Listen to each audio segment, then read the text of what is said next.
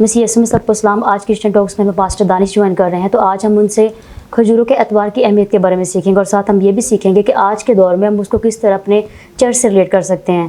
تو پاسٹر دانش صاحب میں آپ کو ویلکم کرتی ہوں کرسچن ٹاکس پہ. جی تھینک یو بہن. کیسے ہیں آپ؟ جی میں بالکل ٹھیک ہوں, خداوند کا شکر ہے. تو سر پلیز اپنا انٹروڈکشن کروا دیں تھوڑا سا. میرا انٹروڈکشن بہن یہی ہے کہ میرا نام دانش ہے اور میں ایف جی اے چرچ گڑی شو کا ممبر ہوں اور میں نے ایف جی اے بائبل کالج سے جو ہے وہ ٹریننگ کی اور اس کے ساتھ خدا نے مجھے موقع دیا کہ فردر اسٹڈی بھی کروں, لیکن اب کرونا وائرس کی وجہ سے جو ہے وہ میرا کالج بند ہے تو میری اسٹڈی جو ہے اس کو میں جاری نہیں کر پا رہا. تو سر آج ہم سیکھیں گے اب متی کے 21ویں باب اور اس کی 11 آیات میں سے سیکھیں گے کہ مسیح یسوع کی شاہانہ آمد جو یروشلم ہے اس کے پر تھوڑی سی روشنی ڈالیں. جی بہن بہت شکریہ. جیسا کہ آپ نے ویڈیو کے آغاز میں ہی بہن کہا کہ ہم جو ہے وہ اس کی اہمیت کے بارے میں دیکھیں گے, تو میں سب دیکھنے والوں کو بھی یہی کہنا چاہتا ہوں کہ جب تک ہم اس ٹیکسٹ سے واقف نہ ہوں اور جب تک ہم اس ٹیکسٹ کی بیک گراؤنڈ سے واقف نہ ہوں تو ہم کبھی بھی جو ہے وہ پام سنڈے کے بارے میں جو ہے وہ نہیں سیکھ سکتے اور اس کی اہمیت کے بارے میں بھی نہیں سیکھ سکتے. تو شروع میں ہی بہن جو ہے وہ میں جو ہے اس ٹیکسٹ کو پڑھوں گا تاکہ جو ہے ہم اس میں سے سیکھ سکیں اور دیکھنے والے جو ہیں وہ بھی اس ٹیکسٹ میں سے سیکھ سکیں. تو ویسے تو یہ دوسری انجیل میں بھی واقعہ درج ہے, لیکن یہ جو متی کی انجیل میں یہ واقعہ درج ہے, میں اس واقعہ کو جو ہے وہ پڑھنا چاہتا ہوں.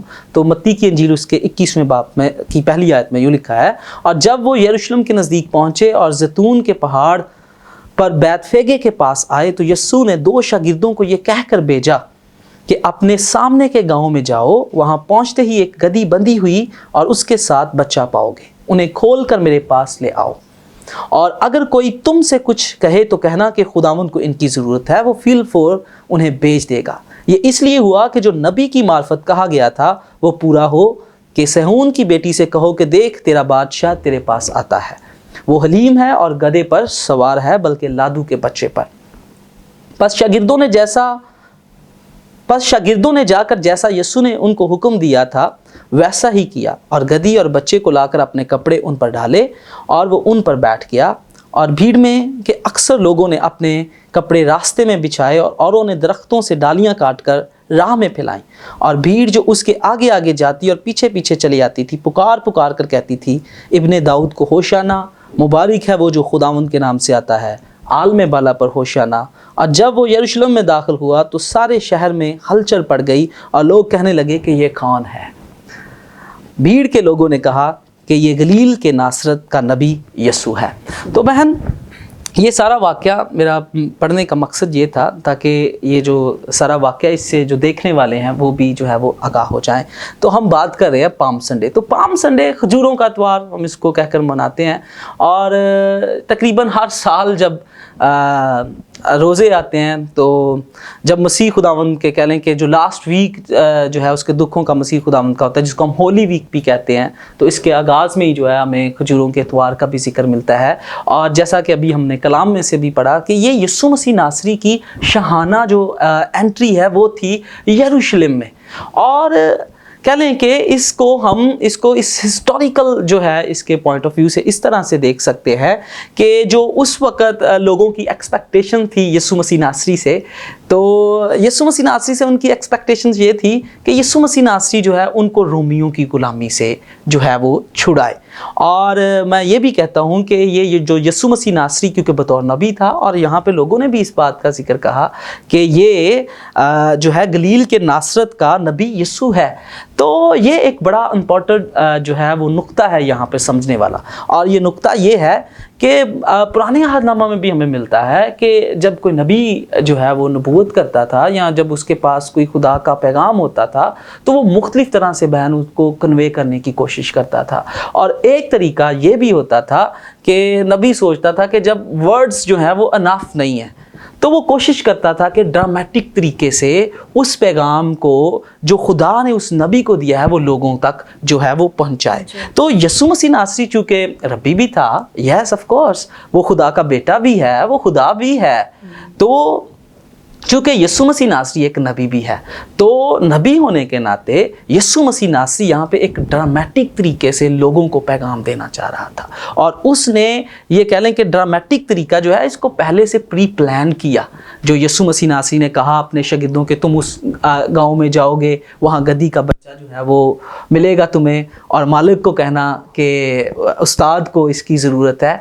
तो इन आयात से हम ये अखज़ कर सकते हैं कि यीशु मसीह नासरी ने इस सारे जो है वो माजरा कह लें या इस वाक़या या इवेंट कह लें, इसको पहले से प्री प्लान किया हुआ था। और मसीह खुदावन कह लें कि इसको प्री प्लान इसलिए भी कर सकता था। एक राइटर है, उसका नाम विलियम बार्कले है, वो जब वो अपनी किताब में इस वाक़या की बयान तफसीर करता है ना, तो वो बड़ा अच्छे तरीके से बताता है कि यीशु मसीह नासरी ने ये सब कुछ इसलिए किया ताकि लोग जो है वो जान ले कि यीशु मसीह नासरी कौन है। और यीशु मसीह नासरी इस वाक़या में दरअसल यही बताना चाह रहा है कि मैं कौन हूँ। इससे पहले मसीह खुदावन ने जो है वो बहुत से काम किए, बहुत से किए, और मसीह खुदावन यहूदियों को कहता था कि तुम मेरे कामों से ही जान लो कि मैं कौन हूँ। लेकिन यहूदियों में एक बहुत बड़ी प्रॉब्लम थी कि वो यीशु को लेकर कह लें कि बहुत उनके अंदर मिसअंडरस्टैंडिंग थी। ये मैं सब देखने वालों को भी बताना चाहता हूँ। तो सेम मैं कहता हूँ कि जैसा आपने आगाज़ में कहा कि हम किस तरह से इसको चर्च के साथ रिलेट कर सकते हैं, तो ये आपका बड़ा अच्छा सवाल है। तो सेम प्रॉब्लम आज भी रखते हैं। बहुत से लोग ऐसे हैं हमारे चर्च में ही, मैं अभी ये बात नहीं कर रहा कि आउटसाइड द चर्च, मैं अभी बात कर रहा हूँ चर्च में बहुत से ऐसे लोग हैं जिनके अंदर मिसअंडरस्टैंडिंग है यीशु मसीह नासरी को लेकर। तो उसी तरह ही यहाँ पे भी यहूदियों में ही यीशु को लेकर उनके अंदर बहुत सी मिसअंडरस्टैंडिंग थी। और अनफॉर्चुनेटली, मैं वर्ड अनफॉर्चुनेटली इस्तेमाल कर रहा हूँ इसलिए क्योंकि बदकिस्मती से हमने इस वाक़या को कुछ और रंग दे दिया हुआ है, जबकि टेक्स्ट जो है वो कुछ और बता रहा है हम इस वाक़या के बारे में। सॉरी बहन, मैं टाइम ले रहा हूँ, लेकिन ये इसलिए है कि ताकि जो है ये लोग इस वाक़या को अच्छे तरीके से जो है वो समझ सकें। क्यों मैं कह रहा हूँ कि हमने इसको गलत तरीके से ले लिया है इस सारे वाक़या को, क्योंकि हम जो है वो बैकग्राउंड को नहीं समटाइम जानते। क्योंकि यीशु मसीह नासरी यहाँ पे फिर मैं बार बार कहता हूँ कि यहूदियों से बात कर रहा है, उसने यहूदियों तक कोई पैगाम पहुँचाना है। और यहूदी जो थे वो बड़े देर से इंतज़ार कर रहे थे आने वाले मिसाया का। और यीशु मसीह नासरी अब इस एक्ट के वसीला से या इस सारे प्रोग्राम के वसीला से जो उसने पहले से प्री प्लान किया, वो बताना चाह रहा था यहूदियों को कि जो आने वाला बादशाह था या जो अनॉइंटेड वन था जिसका तुम इंतज़ार कर रहे थे, वो मैं ही हूँ। और यहूदियों की एक्सपेक्टेशंस जो थी वो बिल्कुल ही डिफरेंट थी। अब यहूदियों को ये था कि जो आने वाला बादशाह है वो आएगा, वो सल्तनत करेगा, वो राज करेगा और इस तरह से हमें बचाएगा। लेकिन यीशु मसीह नासरी उनकी एक्सपेक्टेशन से बिल्कुल उलट जो है दुनिया में आया, और यीशु मसीह नासरी ने उनकी एक्सपेक्टेशन से हटकर आकर जो है वो काम किया। क्योंकि यीशु मसीह नासरी जो है उनको, जो वो फिज़िकली गुलामी में थे, फिज़िकली जब मैं कह रहा हूँ कि वो कह लें कि जिस्मानी तौर पर रोमियों की गुलामी में थे, यीशु मसीह नासरी उस गुलामी से छुड़ाने नहीं आया था। और यहाँ पे भी ये जो वर्ड है ना, होशाना, ये वर्ड जो है ये समझने वाला है।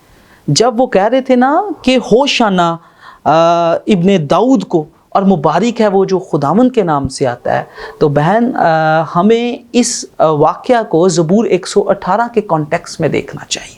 क्योंकि ज़बूर 118 उसकी 25वीं आयत में लिखा है, वहाँ पे लिखा है कि आह ए खुदावन बचा ले, आह ए खुदावन खुशहाल कर या हमें सेव कर। और फिर लिखा है मुबारक है वो जो खुदावंद के नाम से आता है।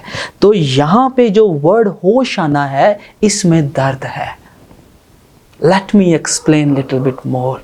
क्योंकि ये जो यहूदी लोग थे उस वक़्त रोमियों से दुख उठा रहे थे और इन पर इतने जुल्म होते थे कि I can not describe in words.